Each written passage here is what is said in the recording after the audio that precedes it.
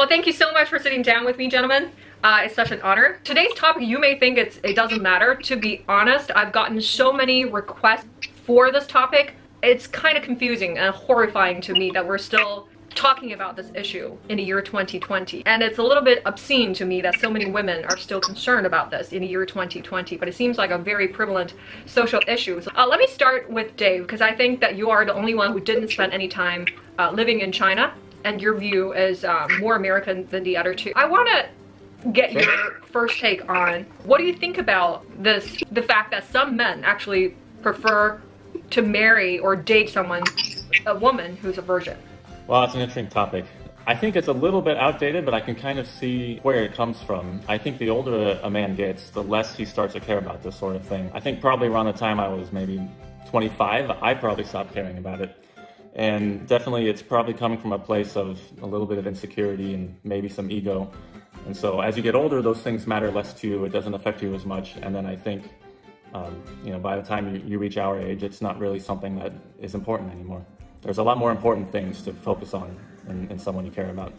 Let me ask my husband next. I know personally that you don't care about this, and I'm a little bit surprised to hear that Dave was actually at one point in his life that actually cared about. Can you talk about your feelings towards this issue? Has it ever been a concern of yours? Well, I think personally it's never been an issue. It's not really even something I've ever thought about. But I think the difference in opinion between, say, perhaps a Western opinion where it doesn't really matter, and more, say, more conservative opinions of people in China who do care about it, I think it's partly because of a cultural difference, right? Because if you think about sex before marriage, I think even, say, 20 years ago, sex before marriage was very well accepted and very common in the Western culture. China perhaps had much more conservative views towards sex before marriage. So I think in the West, if you would say, you know, a lot of people probably lose their virginities in the late teens or early 20s. And if you get married in your late 20s and early 30s, it's just, from a realistic point of view, it's just that most people would have had a sexual experience before then, right? It's just part of the culture. Whereas I think the Chinese culture is not necessarily to say, well, I care intrinsically whether you're a virgin or not. But I think because sex before marriage is almost taboo in, you know, more conservative Chinese culture, that, you know, to marry someone who has had a sexual experience before marriage perhaps paints that girl in like a more promiscuous sort of light, right? It's kind of similar, I guess, to a sort of like very conservative Catholic sort of ideal point. Let me just stop you right there. I heard you say to paint the girl. When we talk about premarital sex, when we're talking about intercourse sexual behavior, it's between a man and a woman. And when you said paint the woman. Do you think the Chinese, obviously I think you think that, so the Chinese culture specifically took women out of this context and said premarital sex is perhaps more okay for men than for women? So it's not a matter... Hold on a second, I don't necessarily mean that. I think firstly I thought the topic here was that whether men cared about the woman being a virgin. I don't know whether there is a perception the other way around, right? When you talk about premarital sex or Chinese conservative culture, I know that you don't think that. Are you talking about being conservative or it's more sexist? You know what I mean? If it's just conservative, it should be restricted on both sides. But if it's just painting the women in a more promiscuous light, then it's just sexist. Would you agree with that? I think I would pretty much largely agree with it, if not maybe 100% agree with it. Yeah, so I don't really know whether, I mean, I know there's people who prefer the girl to be a virgin before marriage. I don't know whether there's women who prefer the guy to be a virgin before marriage. There could be, I literally just don't know. So it's not something I'm too familiar with. I'd actually have the opposite effect. I think a girl probably doesn't at all want a guy who is a virgin. I don't know. For me, this issue has never even crossed my mind. I don't know anybody personally in my life that really care about this one way or another. Let me divert the conversation to Eric. So Eric, 你是在中国长大的，就是在中国的这种环境当中啊，可能其实近2年来非常改变了，可能是我们父母或者奶奶的那个年代，可能真的是就是婚前的这个性行为是非常 taboo， 都不被广泛接受。但是现在的话，其实我觉得很多中国的年轻人，85后、90后、95后，他们认为如果没有在一起磨合过，不管是婚姻后的这个性生活也好，还是说之后的一些琐碎的日常生活的摩擦也好，他们认为就是没有经过试婚的这个阶段，没有在一起磨合过，可能就不适合婚姻。那么如果你是以这个态度来选择你的婚姻对象的话，可能那大几率这个婚姻对象就不可能是第一次跟一个人在一起。那么在这种情况之下，可能这个方面的要求就已经变得很淡化了。我想问问，你是85后，那在你身边的这些人群，是不是有这样的一个转变的看法？然后你自己是怎么想的？在我身边啊，我的同龄人，或者是85上下这个年龄阶段的朋友也好，我觉得看重这个问题的现在已经不是很多了，因为你现在实际在社会交友当中嘛，你也不能把这个当做一个非常硬性的一个指标来去衡量。所以主要还是看两个人的对这个感情方面、爱情方面的一个追求吧。比如我们两个人感情生活中的一个三观的要求、精神方面的要求，这种关心关爱更多，这种精神上、心理上的这个可能会更重要。至于我觉得这方面，反正从我个人来讲，我是从来没有把它考虑到当中，会影响我对他的一个感情的一个判断也好。The second question is for all of you guys. But let's start with perhaps Eric. 我想问问啊，就是你看，就是在交往的女朋友当中啊，如果说你这个年龄啊，你遇到一个女孩，可能也是28、9岁，就是到适婚的年龄了。如果你在交往当中，你觉得这个女孩以前没有过任何的恋爱经验，是 virgin， 那在这种情况之下，你会怎么看待她？就你会觉得这是一个好事儿，还是说我可能觉得会给我以后的婚姻生活或者恋爱生活造成一些困扰的事儿？我怎么样来对待它？首先，我觉得啊，感情这个事儿呢，肯定要是凭第一感觉的。可能这些其他的因素呢，会是我先爱上他之后，如果想和他谈婚论嫁也好，或者想有未来也好，可能会去想那么一下的，因为可能会他比如说恋爱经验不足啊，或者是在和另一半的这个交往中可能会存在某一些的问题。但是我觉得，如果是从我个人角度考虑，我不会把它当做是一个我捡到一个宝了，我不会把这个就是当做一个特别重要的一个，在我心里就。你觉得你会是因为他没有任何的经验而去比有过恋爱经验的人会更包容他？就说可能有过很多恋爱经验的人，在以后的这个恋爱或者婚姻过程当中，可能有很多东西他已经学会了，比如说要妥协啊，比如说要互相的这种奉献和给予啊。但是如果这个人完全没有经验，用一个很通俗的话讲，可能他没有经验的话，就会比较天真或者比较作。那这种情况下，你会不会因为他没有经验而给他更多的包容，还是说你就得看他爱他不爱他，跟他有没有经验没关系？我觉得这个需要一段时间，就比如说在感情的基础上，需要一段时间去来磨合这件事情。如果可以磨合，那么就可以忽略他的恋爱经验不足啊等一些问题。那么如果实在最后沟通起来发现很难，对吧？这个东西他也不肯妥协，那你也不肯妥协，或者你去包容他了，但是他也没有改变。在我个人看来，那这一段感情就没有必要再继续。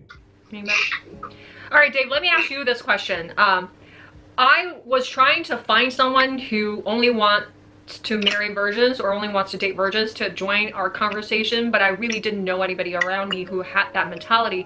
I did find someone, however, very specifically said, American man, said at my age, who's in his early 30s, I wouldn't date anybody who's over the age of 25 and still remains a virgin.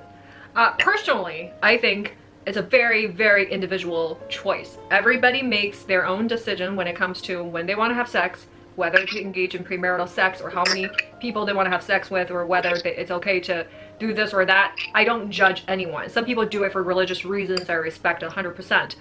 I'm just saying that there is a certain group of people, especially in the US, where they think, oh, if I date someone who has no love experience, no sex experience, or no dating experience at all, that's going to be much harder. And I don't know whether I want to marry her yet. And if she's a virgin, maybe she's clingy, or maybe she is inexperienced, or maybe she is weird, maybe she has some social issues which made her a virgin in her late 20s. Do you echo that sentiment, or what do you think about that sentiment? It's a little bit strange. I mean, personally, I don't think it's something that is really a deal breaker or the other direction either. I think, like you said, it's a personal choice. It depends on your circumstances. I think someone who overly fixates on it, it doesn't seem like it really buys you much meaningful benefit in choosing someone doing something like that. I mean, I try to think about reasons why I might not prefer someone like that. I think it depends on the reasons that someone is a virgin that late in life. I think if they were just focused on other things and they never met the right person, I think that's completely fine. I think if they were part of a religious cult or something, or they were up to something weird, then maybe that signifies some kind of decision-making problems, and then that's something that I would want to drill into and see what's going on. So basically, your group of your surrounding just doesn't really think of this as an issue.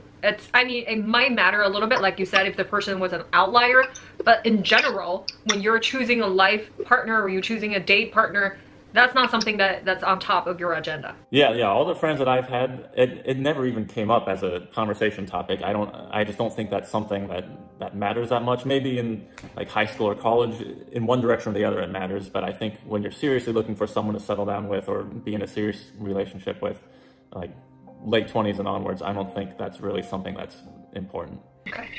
And Nate, you and I have had this conversation, sort of not specifically this topic, but sort of conversation about like, you know, how many previous relationship one should have had before they enter marriage. But don't be persuaded by the other two people's opinion. I want to hear your opinion on this. When you're looking for a life partner, would you date someone who has no previous dating experience or sexual experience? Well, I think this kind of depends on a couple of things. Number one, I think it depends on your age. If you're, say, in your late teens or early 20s, it might be quite natural to be dating someone with no sexual experience or romantic experience, and I think that would probably be quite normal. But if you're, say, in your mid-40s and your partner also is in their mid-40s and they've never had any sex or never had a romantic relationship, there might be some reason behind it. I think the reason behind that is more important than the intrinsic fact that you've never had sex. And if the reason behind that is something that you may have a problem with, then that may signal some issues, or it may be something that you don't care about at all. So I think all of this stuff, the intrinsic fact that you've never had, you know, you're a virgin, to me personally is not a huge problem. If there is sort of, let's call it an outlier, it depends on the reason behind it and whether you're able to accept or not accept that reason behind it. But for you, if you're, I don't know, like when you're thinking about getting married, when you're 29 or 28 or whatever at that age, and would you choose someone who had no dating experience before? But again, I don't think it's necessarily a deal breaker, but the fact of the matter is if you're in your late 20s and you've never had sex, then you're probably a little bit of an outlier. So it would depend on the reason. And again, it wouldn't necessarily mean I would outright reject them if there was some particular reason that led to them being a virgin at that age, which I could not accept, then that would be a deal breaker. But it could also be that, you know, they have a reason that I don't really care about, in which case it'll be absolutely fine. Okay, let me just sum it up for you. So for you, it may not necessarily be a negative, but it certainly wouldn't be something see as a positive. Yeah, I don't think it will be a positive in my eyes. It will either be something I don't really care about, or it might be something that perhaps their way of life, their lifestyle, or their outlook on the world might be different to mine. I see. Okay, 下一个问题。 But I wouldn't really see it as a positive. 好，下一个问题给 Eric， 因为你是我堂弟，所以我知道你最后结婚的对象并不是你第一个女朋友。现在我在想问你，你在交第一个女朋友的时候，有没有想过跟她结婚？如果说当时你就是跟第一个女朋友组成了家庭，进入了婚姻，你觉得你今天会幸福吗？我个人觉得可能不会，就是因为觉得那个时候还是年龄相对于年轻，想到的就只有啊开心啊，大家在一起玩啊，没有想到会比如说结婚，就是以后生活中会遇到什么问题。可能如果按照当时的标准去挑选的那样的另一半的话，可能我就个人觉得可能是不会太顺利。那你有没有想过跟第一个女朋友结婚，还是完全没有想过？好像在当时那个年龄没有想过。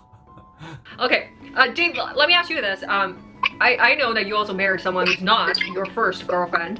So my question to you is that when you had your first serious girlfriend, someone that you were in a relationship with, have you ever thought about marrying her? And had you married her, do you think that you would be happy today? Disregard Olivia's feeling in this question. Just answer me honestly. Good luck with that. I know she watches this, so. But honestly, I was in high school, so I think even back then I knew that it's not something like whatever relationship I have in high school is not something that's going to persist forever. Some people marry their high school sweethearts. It's not impossible. I mean, statistically, it's probably unlikely, but it's not, you know, out of the world weird. Yeah, it happens, but I think even at the decade I was growing up, it was very unusual. Everyone went to college. Everyone knew that if you watch the movie American Pie, like you do your thing in high school, and then you go to college, and then it's a completely different experience, and then after college it's another completely different experience. So I don't know, even at that age, I think we all knew that in general it doesn't happen with the person that you date in high school. But had you married her, do you think you would be happy? I don't think so. I think that if I was with someone for 18 years at this point, I don't think I would really be into that person anymore. Not that I won't be into Olivia 18 years from now, but I think in high school you have no idea who you are.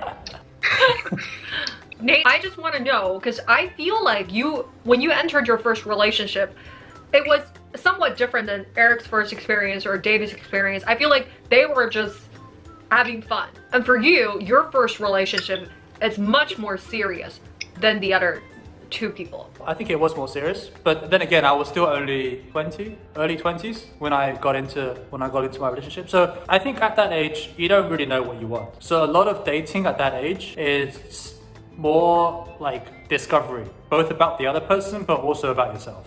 I think as you get older, there's less discovery about yourself and more discovery about the other person as you date new people, because you know more and more about yourself. But at such a young age, you don't really know yourself, you don't really know the other person. So it's kind of like a discovery on both cases, right? And I think this whole thing about, only having the love of your life, she's like, you meet her when you're young, you end up ever happy ever after. It's more of a fairy tale than reality, right? And the reality is that you don't really know what you want, you don't really know a lot about other people. So dating should be seen as a process of trial and error as you try to find the right person. And while some people may find the right person at the first relationship, it's unlikely. And I don't think it's simply something that we necessarily strive for, right? That's not the goal. The goal is not to marry the first person in your first relationship. The goal is to find the right person. And finding that right person might take you once or twice or 3 times or 5 times or however many times. And it's different for each person. I absolutely agree with what you said, but my question is that, do you think the timing of meeting the person matters more than the person, him or herself? Because a lot of people say, you know what, it could be the right person but the wrong time. It could be the right time but the wrong person. Let's just put it this way. I feel like our relationship, I consider it very good. I feel like I'm very lucky for having found you. But in a way, had we met earlier in life, it might not have worked. Let's say if we were high school sweethearts. I think both matters. I think both the time and person matters. You kind of have to meet, have the right personality, and also be in the right sort of mindset for what you want at that time in your life. Yeah, so I definitely think time matters. Both matters. It has to be the right person and the right time. Yeah. Okay, I want to hear Eric's take on this. So Eric, 你觉得呢？就是对的人和对的时间哪个更重要？我觉得对的时间吧。我觉得对的人肯定也要出现在对的时间里才能对嘛。比如说你过早的年纪，你遇到了你觉得可能是对的那个人，可能当你出现一些问题的时候，你没有办法就是去处理得很好，所以我觉得应该还是在对的时间会比较重要。Eric， 我问你，你会去跟一个你父母不同意的人结婚、进入家庭、进入婚姻吗？我觉得我应该是不会。当然，可能我也没有遇到过那种2个人爱的就是天昏地暗、不顾死活的那种。我可能还是更多会考虑到一个就是家庭整体的一个和谐度吧。我会尊重他们的意见。就是对你来讲，你是一个比较理性思考的人，你会觉得父母如果反对的话，那肯定是有原因的。那么这个就可能会成为一个 deal breaker. Let's continue with Dave. Dave, would you date someone that your parents really dislike? Oh, I did that once. In retrospect, I probably shouldn't have. But especially because a lot of the time when you're dating someone when you're younger, you don't know what is good for you. You're just looking for someone who's, good looking and fun. And then maybe the parents can see through that, and they know that there's something probably wrong with the person, and even though it seems fun now, there's really going to be some serious issues later. I think the older I get, the more willing I would be to listen to my parents' feedback. I think it's important to take into consideration, although you do have to still know where it's coming from. Maybe your parents are really old-fashioned, they haven't adapted to the recent times, and maybe they're against the person for no good reason. Maybe it's, just something that's outdated. So you have to be critical and think about why things are the way they are. But in general, older people tend to have seen a lot in life, and they have valuable wisdom that you can learn from and make better decisions from. Dave, I want to ask you, how much do you think a girl's economic status matters to your choices of looking for a wife, to the criteria that you're looking for? Does a girl have to have a job? Are you okay with her making more money than you?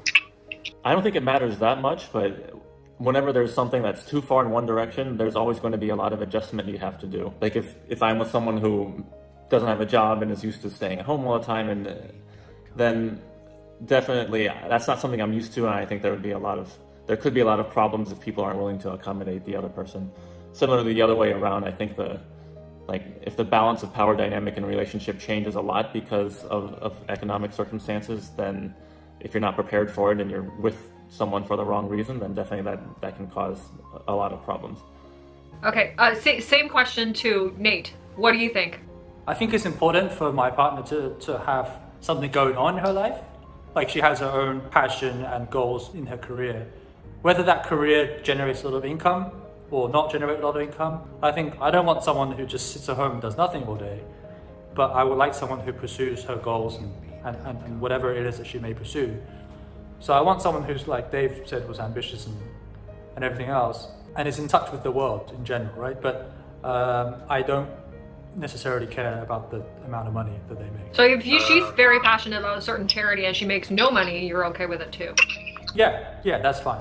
And you're okay with her making a lot more money than you do? Yeah, I mean, sure. I would caveat in saying that I've never actually experienced any of these extremes. So I mean, hopefully you can just wait till I become a billionaire. Anyway. Well, okay. I haven't experienced any of these things firsthand so far, right? So I don't necessarily know how I would react. The income thing comes back to self-worth. And self-worth is not only measured by income, although it is a part of it. It's also measured by how you do within your peer group, in your industry. If you're very successful in your industry, you may or may not make a lot of money, but you still feel a lot of high self-worth.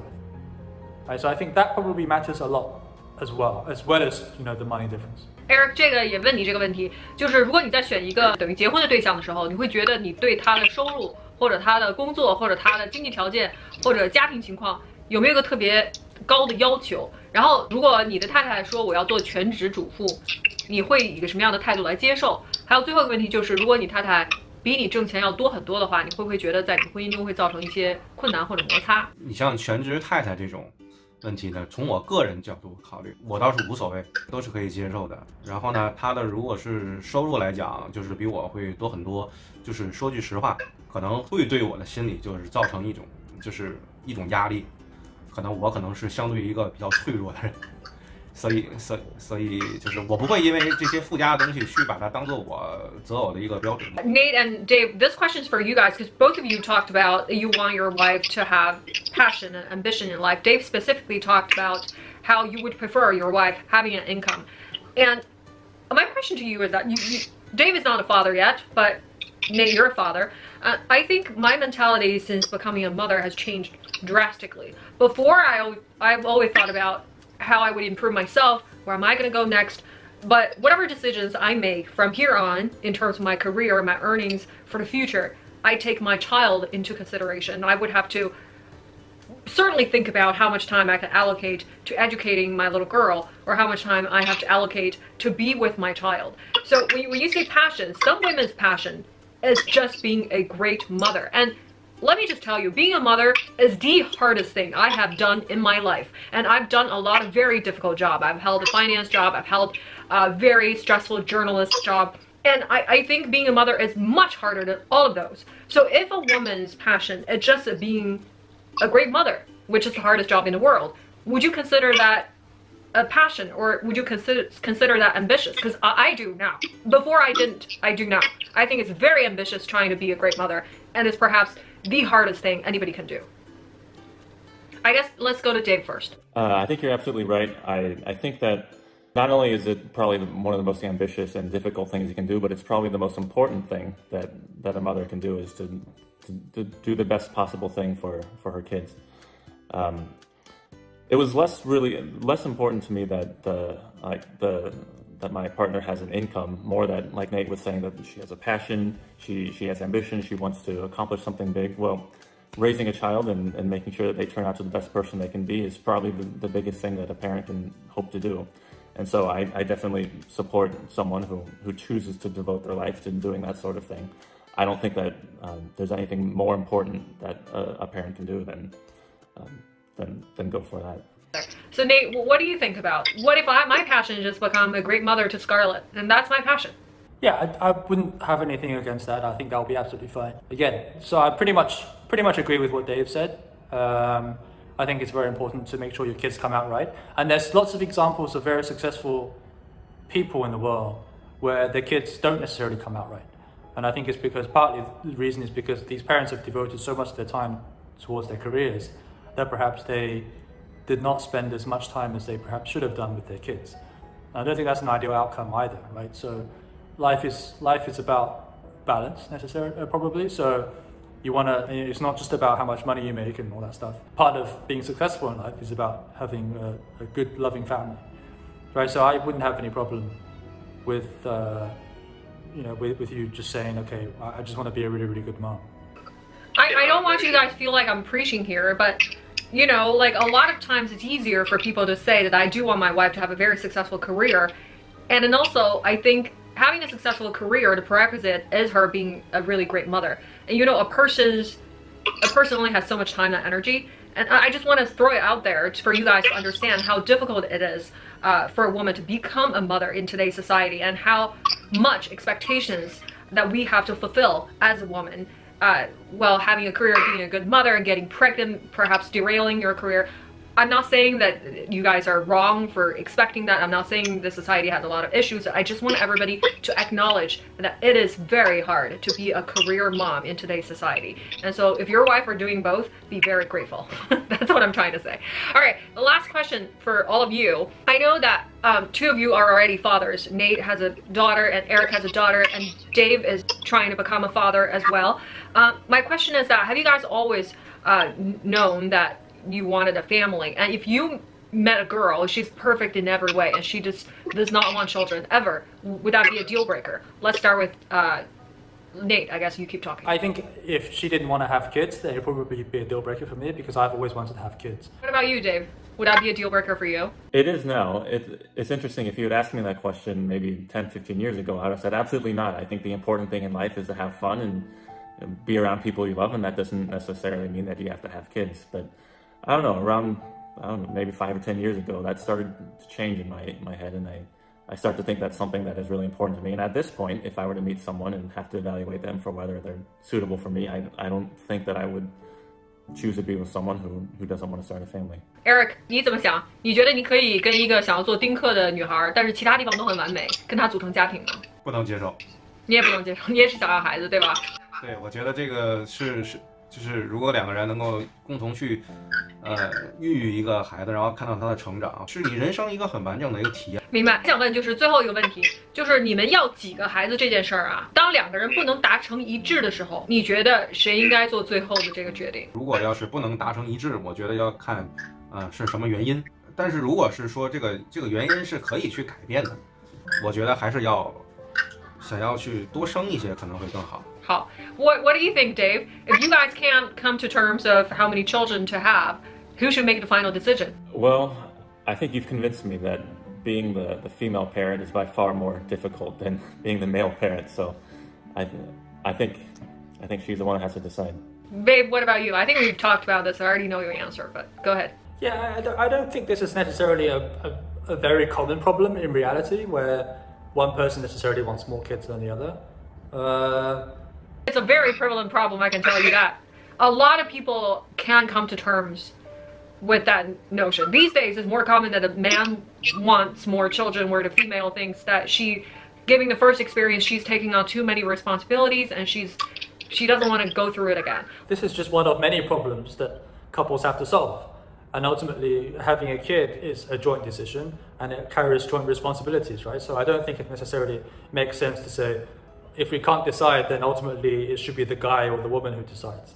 It's just, it doesn't make a lot of sense to me, because it affects both of them in a very significant way. So the reality is that if you really can't decide, what I guess probably happens is whoever doesn't want the kid will probably win out, because you can't force them to have the kid. I agree with that notion. All right, gentlemen, thank you so much for joining me today. It was a very, very fruitful and intellectual, stimulating discussion. All right, thank you so much for joining me. Thanks, bye. Thank you. 感谢各位。